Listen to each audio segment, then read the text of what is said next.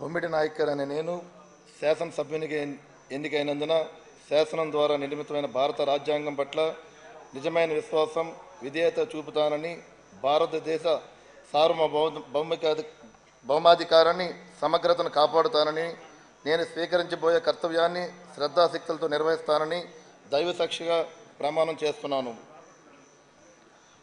ఆంధ్రప్రదేశ్ శాసనసభ సభ్యుడైన బొమ్మిడి నాయకర్ అనే నేను సభ నియమాలకు కట్టుబడి ఉంటానని, వాటిని అనుసరిస్తానని, సభ మర్యాదలను పాటిస్తానని, సాంప్రదాయాలను గౌరవిస్తానని దైవసాక్షిగా ప్రమాణం చేస్తున్నాను. శ్రీ నెహ్రూ జ్యోతుల